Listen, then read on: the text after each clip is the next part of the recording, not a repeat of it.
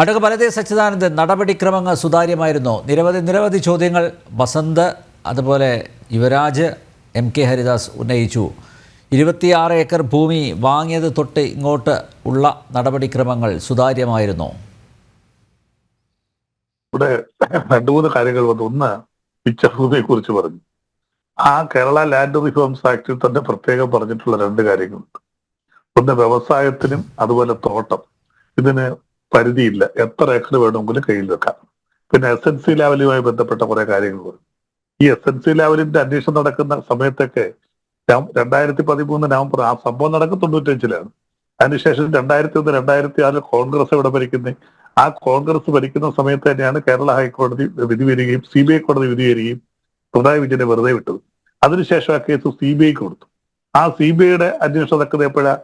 2013. കേരളം ഭരിക്കുന്ന ആരാ? കോൺഗ്രസ്സുകാർ. കേന്ദ്രം ഭരിക്കുന്നത് കോൺഗ്രസ്സുകാർ.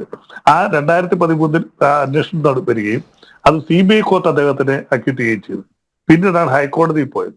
ഹൈക്കോടതി അദ്ദേഹത്തെ അക്യൂട്ട് ചെയ്തു. അങ്ങനെ ആദ്യത്തെ ട്രയൽ കോടതിയും ഹൈക്കോടതിയും എല്ലാം അക്യൂട്ട് ചെയ്ത് അത് കോൺഗ്രസ് ആണെന്ന് കൂടുതൽ സമയം ഭരിച്ചിരുന്നത്. കേന്ദ്രവും ഭരിച്ചു. അതേ CBI നിയോഗിച്ചിരുന്ന, ഇപ്പോൾ നിങ്ങൾ അടച്ച തത്തയെന്ന് പറയുന്ന CBI അന്വേഷിച്ചാണ് പിണറായി വിജയനെ വിട്ടത്. അന്ന് ഇന്ത്യൻ നാഷണൽ കോൺഗ്രസ് ആണ് ഇന്ത്യ ഭരിച്ചിരുന്നതെന്ന് ഓർക്കണം കോൺഗ്രസിന്റെ പ്രതി. അങ്ങനെ ഹൈക്കോടതി വെറുതെ വിട്ട കേസാണ് ഇപ്പോൾ സുപ്രീം കോടതി നിൽക്കുന്നത്. അത് SNC ലെവലോടെ നിൽക്കട്ടെ. മൂന്നാമതായിട്ട് ബാറിന്റെ കാര്യം പറഞ്ഞു. 2005 കേന്ദ്ര ഗവൺമെന്റ്, ടൂറിസം ഡെവലപ്മെന്റ് ഡിപ്പാർട്ട്മെന്റും എല്ലാം കൂടെ ചേർന്ന് 3 സ്റ്റാർ ഹോട്ടലുകൾക്ക് മാത്രമേ പുതിയ ബാറുകൾ കൊടുക്കാവുന്നതും കേരളത്തിൽ സ്വാഭാവികമായിട്ട് ഉമ്മൻചാണ്ടി ഗവൺമെന്റ് അതുമായിട്ട് ചർച്ച കൊണ്ടുവന്നു. ഇപ്പോൾ കേരളത്തിൽ അത് 3 സ്റ്റാർ ഹോട്ടലിൽ വളരെ 40-ൽ താഴെ ബാറുകളാണ് 3 സ്റ്റാർ 5 സ്റ്റാർ ഉണ്ടായിരുന്നത്. ബാക്കി എല്ലാത്തിനും ലൈസൻസ് കൊടുക്കണോ വേണ്ടെന്ന് തീരുമാനിച്ചു.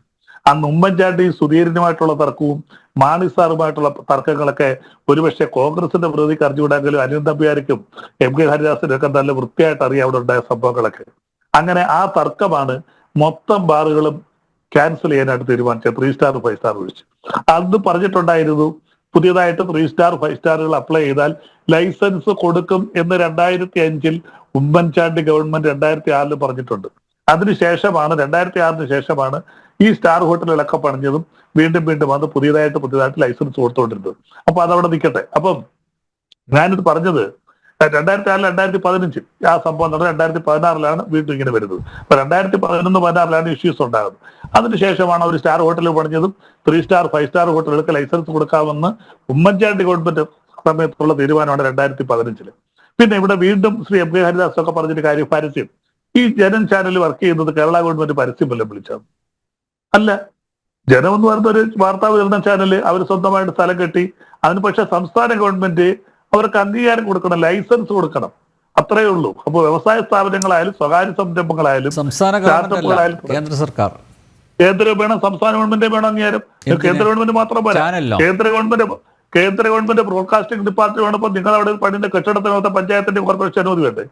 എല്ലാത്തിന്റെയും വേണം. ആ കെട്ടിടങ്ങൾ പാരിസ്ഥിതികമാണോ ഫയർഫോഴ്സിന്റെ അനുവാദം വേണ്ടേ? ഇതെല്ലാം വേണം. അല്ല, കേന്ദ്ര ഗവൺമെന്റിന്റെ ബ്രോഡ്കാസ്റ്റിംഗിനാണ് നിങ്ങൾക്ക് തരുന്ന അനുവാദം. ബാക്കി കെട്ടിടം പണിയുന്നതിനും മറ്റു ഡിപ്പാർട്ട്മെന്റിന്റെ ഒക്കെ അനുവാദം കേരളത്തിൽ വേണം. അപ്പൊ ഈ അനുവാദം കൊടുക്കുന്നത് സ്വന്തമായിട്ടുള്ള ബിൽഡിംഗ് അല്ല, അല്ല, വാടകയായാലും അനുവാദം വേണമല്ലോ. ബ്രോഡ്കാസ്റ്റിംഗ് നടത്തണമെന്നുണ്ടെങ്കിൽ കേന്ദ്ര ബ്രോഡ്കാസ്റ്റിംഗിന്റെയും ഒരു കെട്ടിടം ഞാൻ വാടകയ്ക്ക് എടുത്ത് മതി, ലൈസൻസ് വേണമെന്നേ. ആ ലൈസൻസിന് ടെൻഡർ വിളിക്കേണ്ട, പരസ്യം വേണ്ടെന്ന് ഞാൻ പറയുന്നുള്ളൂ. ഏതൊരു സ്ഥാപനത്തിന് ലൈസൻസ് കൊടുക്കുന്നത് അതുപോലെയാണോ? തീർച്ചയായിട്ടും ബ്രൂവറി എന്ന് പറയുന്ന ഒരു വ്യക്തിയോ അല്ലെങ്കിൽ ഒരു ഗ്രൂപ്പോ നടത്തുന്ന ഒരു വ്യവസായമാണ്. ആ വ്യവസായം നടത്തുന്നതിന് ഗവൺമെന്റിന്റെ ലൈസൻസ് മാത്രം മതി. അവിടെ ടെൻഡർ വേണ്ട, പത്രപരസ്യം കൊടുക്കുക. ബ്രൂവറി തുടങ്ങാൻ പോന്നു. നേരത്തെ അദ്ദേഹം പറഞ്ഞ പോലെ താല്പര്യപത്രമെങ്കിലും ക്ഷണിക്കണ്ടേ സാർ? വേണ്ട, എന്തിന്? വ്യവസായം തുടങ്ങുന്നതിന് ഞാൻ പറയട്ടെ, താല്പര്യപത്രം ക്ഷണിക്കുന്നതും ഒക്കെ എപ്പോഴാണ്? ഗവൺമെന്റിന്റെ പണം കൊണ്ട് ഒരു വ്യവസായം തുടങ്ങുന്നു, ഗവൺമെന്റ് ഒരു റോഡ് പണിയുന്നു, 10 ലക്ഷം ടെൻഡർ വെക്കുന്നു, അപ്പോഴാണ് ടെൻഡർ ക്ഷണിക്കുന്നത്. ഡിസ്റ്റിലറീസിനെതിരായിട്ട് എന്തിനാ സാർ നമ്മൾ സുപ്രീം കോടതി വരെ കേസ് ഫൈറ്റ് ചെയ്തത്? അല്ല സാർ, 99-ല് 4 അംഗ കമ്മിറ്റി ഉണ്ടാക്കിയിട്ട് ഇനി ബ്രൂവറി അനുവദിക്കുന്നില്ല തീരുമാനം എടുക്കുമ്പോൾ നമുക്ക്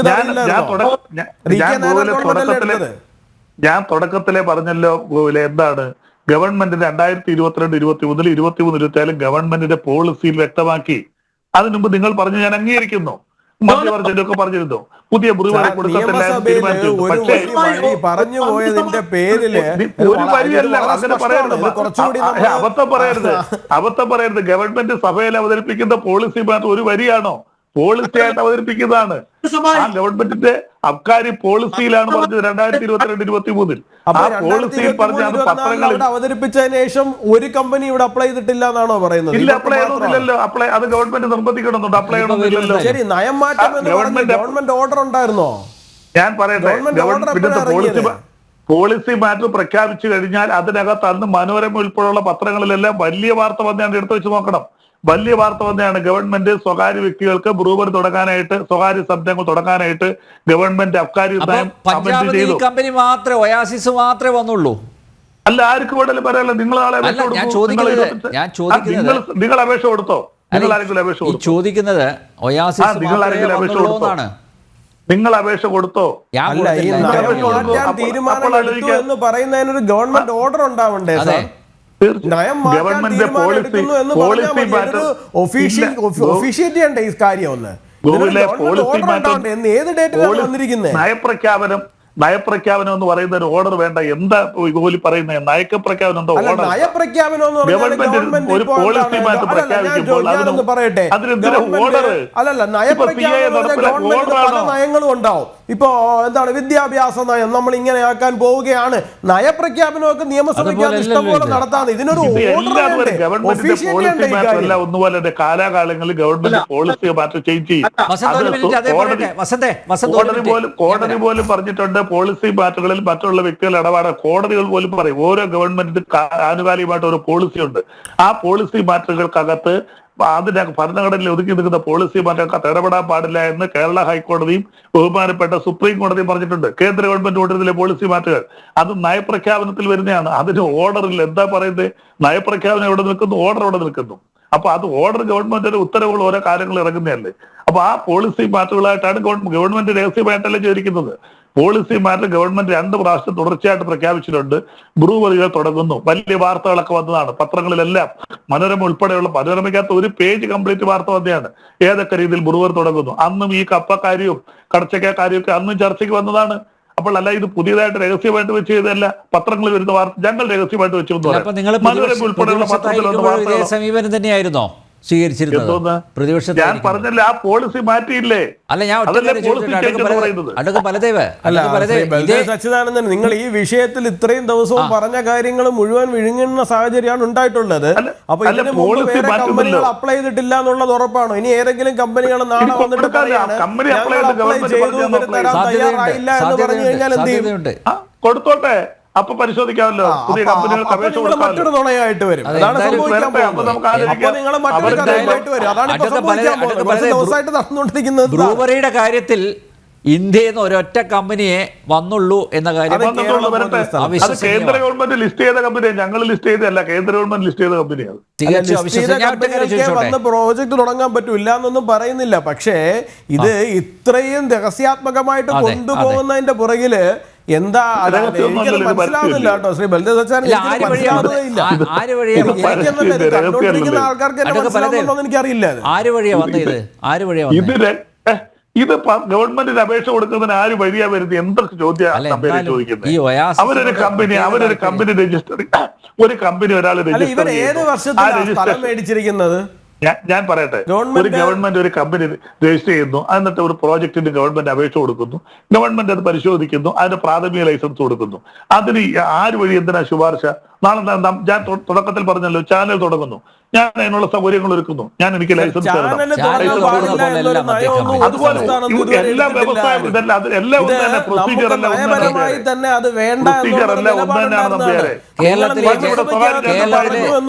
ഗവൺമെന്റ് നയം മാറ്റാൻ പോകുന്നു എന്ന് ജനൻ ടിവിയുടെ ചാനൽ വേണ്ടെന്ന് പിണറായി വിജയന് പറയാൻ പറ്റുമോ? ഞാനെന്ത് ചോദിച്ചോട്ടെ, ഇന്ത്യയിൽ ആദ്യം ഒരു ചാനലേ ഉള്ളായിരുന്നു, ദൂരദർശൻ. അന്ന് സ്വകാര്യ ചാനൽ കേന്ദ്ര ഗവൺമെന്റ് നയമായിരുന്നു. സ്വകാര്യ ചാനലുകൾക്ക് ബ്രോഡ്കാസ്റ്റിംഗ് അനുമതി കൊടുക്കത്തില്ല എന്നുള്ള കേന്ദ്ര ഗവൺമെന്റ് നയമായിരുന്നു. ടെലിഫോൺ കൊടുക്കത്തില്ല, കേന്ദ്ര ഗവൺമെന്റ് നയമായിരുന്നു. ടെലിഫോൺ കൊടുക്കത്തില്ലായിരുന്നു. ആ നയമെല്ലാം കേന്ദ്രം മാറ്റിയില്ലേ? ഇപ്പോൾ ടെലിഫോൺ ഏറ്റവും കൂടുതൽ BSNL-ലേക്കാണ് ആ നയം മാറ്റിയിട്ട് എല്ലാവർക്കും വളരെ പബ്ലിക്കായിട്ട് തന്നെ ഇപ്പോഴും അപ്ലൈ ചെയ്യാൻ പറ്റുന്ന സാഹചര്യമുണ്ട് സാർ. ഇത് ഞാൻ പറയട്ടെ പോലെ അപ്പൊ കേന്ദ്രത്തിൽ വരുന്ന ചാനലൊക്കെ ഏതാ? ചാനലെല്ലാം BJP ചാനലല്ലേ വരുന്നത്. കേന്ദ്രത്തിൽ 9 മണി കഴിഞ്ഞാൽ കൊണ്ട് ഇരുന്ന് തീരുമ്പോ ഹിന്ദി വാർത്ത ഒന്ന് കണ്ടു നോക്ക്. ആ ഹിന്ദി വാർത്ത റിപ്പബ്ലിക് ചാനലായാലും ആജ് തക് TV ആയാലും ഇന്ത്യ TV ആയാലും ന്യൂസ് 18 ആയാലും എന്തിന് പണ്ട് പ്രണോരയുടെ NDTV-ക്കകത്തെല്ലാം 2 സ്തുതിയേ ഉള്ളൂ, മോദി സ്തുതി, അമിത്ഷാ സ്തുതി. വിഷയങ്ങളിലേക്ക് പോകാതെ സാറേ, കാര്യം പറയട്ടെ. ഇവിടെ സ്തുതി എഴുതുന്നവര് ഗവൺമെന്റ് പെൻഷനും പ്രൊമോഷനും ഒക്കെ കൊടുത്തോണ്ടിരിക്കുന്ന സംസ്ഥാനത്തിരുന്നുകൊണ്ട് സാറ് വെറുതെ അങ്ങോട്ടൊന്നും പോവാതെ സ്തുതി എഴുതുന്നതും ചരിത്രത്തിൽ ആദ്യമായിട്ടാണ് മുഖ്യമന്ത്രിയെ സ്തുതിച്ച് എഴുതുന്നതിന് ഗവൺമെന്റ് പാരിതോഷികം വരെ പ്രഖ്യാപിച്ചിരിക്കുന്നത്. സാറേ, നേരത്തെ വസന്ത് പറഞ്ഞതുപോലെ തന്നെ എന്താണ് നാണം കെട്ടവന്റെ ആസനത്തിൽ അത് തണല് എന്ന് പറഞ്ഞിരിക്കുന്ന CPM ഗവൺമെന്റിനെ സംബന്ധിച്ചിടത്തോളം ഇന്ത്യയിൽ ഏതെങ്കിലും മാധ്യമങ്ങളും കണ്ടു നോക്ക്. നമ്പ്യാർ 9 മണി ഞാൻ ഹിന്ദി അവർക്കാർക്ക് ഗവൺമെന്റ് പ്രത്യേക പാരിതോഷികം കൊടുക്കുന്നുണ്ട്. പണ്ട് മറ്റേ രാജാക്കന്മാര് മാലേക്കൂരി എറിഞ്ഞു കൊടുത്തോണ്ട് വരുന്ന പോലെയാണ് പിണറായി വിജയൻ തന്നെ സ്തുതിക്കുന്നത്. നമുക്കറിയാം. ഒരു കാര്യം പറഞ്ഞു. ശ്രീ MK ഹരിദാസ് റിപ്പോർട്ട് ഇന്ത്യയിലെ ഏറ്റവും നല്ലൊരു TV ആയിരുന്നു NDTV എന്ന TV. അതിന്റെ ചെയർമാനും ഭാര്യ എല്ലാം കൂടെ പിടിച്ച് അകത്തിട്ട് ഇപ്പൊ അത് അദാനിയുടെ വകയാ 65% ഷെയർ. CBI കേസെടുത്ത് ജയിലിൽ കിടന്നത് ഒരു തട്ടിപ്പും ഇല്ല. ബാക്കി ചാനലിനൊന്നും ഒരു തട്ടിപ്പും ഇല്ലയോ? കേരളത്തിൽ മീഡിയ വണ്ടും അവിടെ ചെന്ന് അവർ രണ്ടുപേരും കാര്യം BJP ഗവൺമെന്റിനെ വിമർശിച്ച ഒരേ ഒരു ചാനൽ. ഭാര്യ അകത്ത് പോയി, ഭർത്താവ് അകത്ത്. അവസാനം എന്ത് ചെയ്തു? നിങ്ങൾ പറഞ്ഞ ഇന്ത്യയിലാകെ ഒരേ ഒരു ചാനലാണ്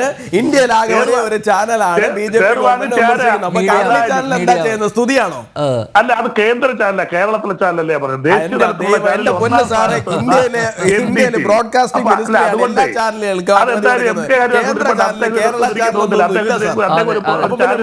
കേന്ദ്ര ചാനലായിരുന്നോ? MK ഹരിദാസ് അദ്ദേഹത്തിന് നല്ല വ്യക്തമായിട്ട് പറയാൻ പറ്റും. ഭാര്യ ഭർത്താവ് അവസാനം ഇപ്പൊ അതിന്റെ ഷെയർ ആണെങ്കിലെന്തറിയാവോ? അദാനിയുടെ കയ്യിൽ 65%. അതുകൊണ്ട് അതിനെ കുറിച്ചൊന്നും സംസാരിക്കും.